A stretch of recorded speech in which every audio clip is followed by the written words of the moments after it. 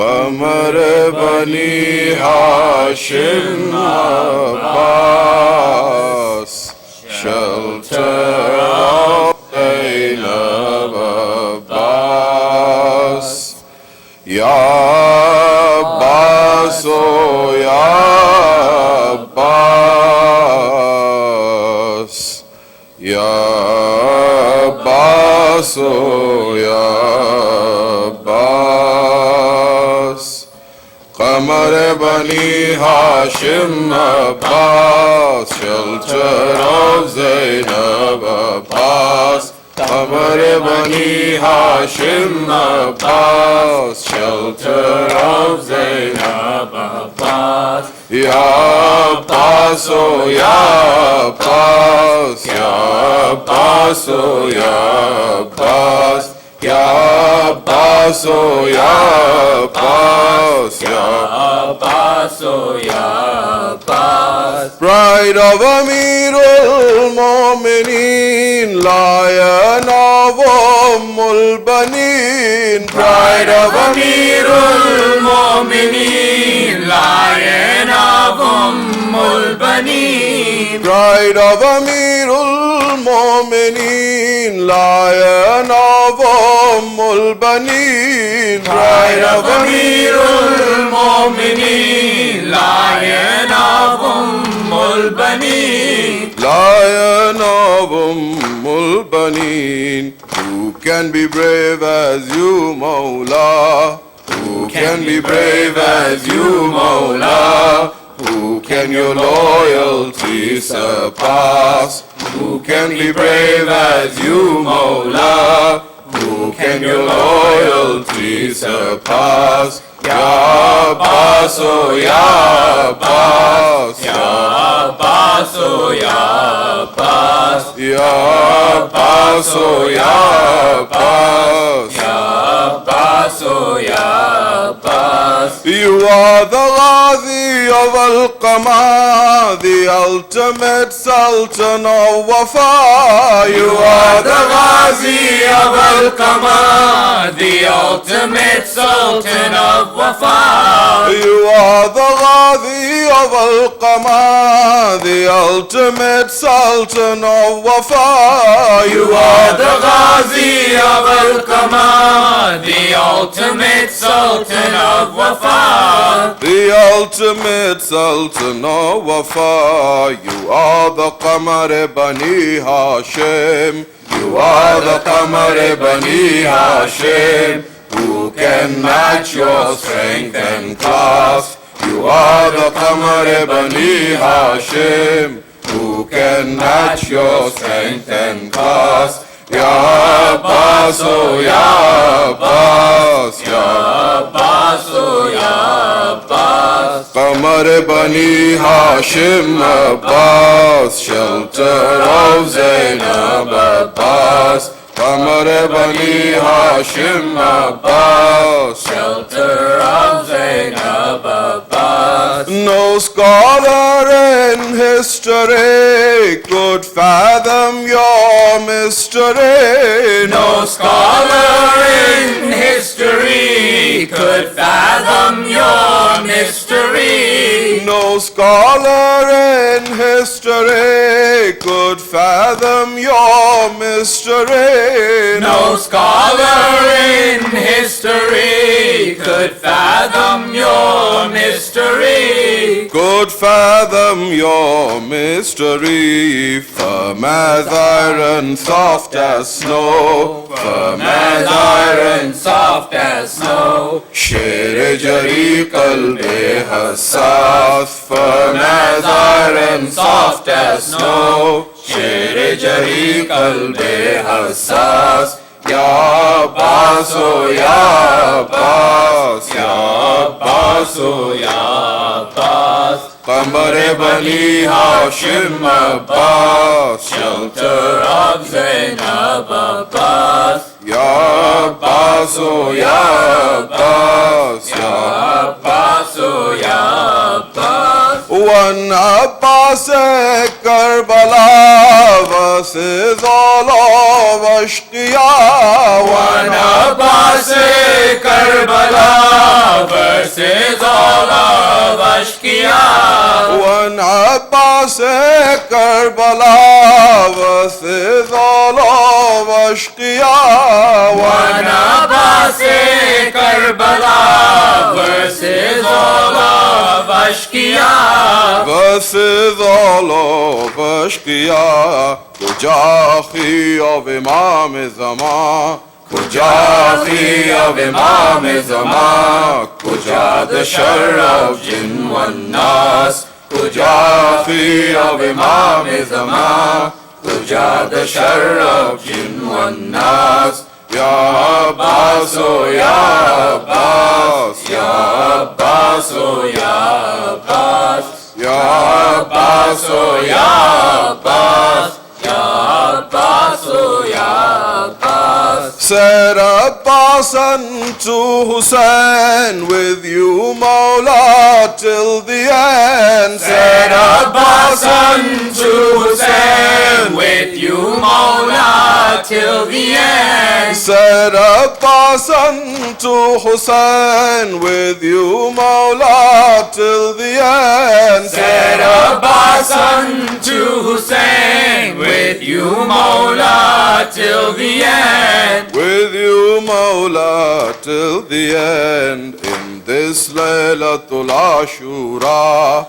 In this Laylatul Ashura, Aqa your haq is clear as glass. In this Laylatul Ashura, Aqa your haq is clear as glass. Ya Abbas, oh Ya Abbas, Ya Abbas, oh Ya Abbas, Qamar Bani Hashim Abbas, shelter of Zainab Abbas. Sham Ghariba in Karbala, helpless orphans Ashqiya. Sham Ghariba in Karbala, helpless orphans Ashqiya. Sham Ghariba in Karbala, helpless orphans Ashqiya. Sham Ghariba in Karbala, helpless orphans Ashqiya.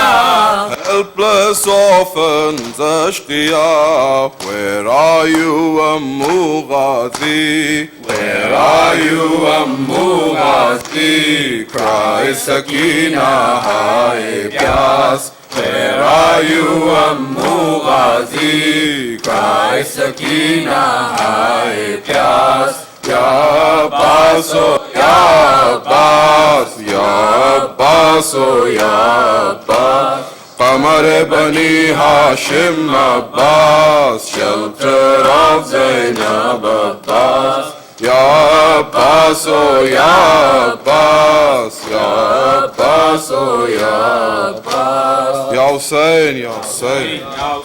Ya Hussein, Ya Hussein, Ya Hussein, Ya Hussein, Ya Hussein, Ya Hussein, Ya Hussein. Allahumma salli ala Muhammad wa ali Muhammad. السلام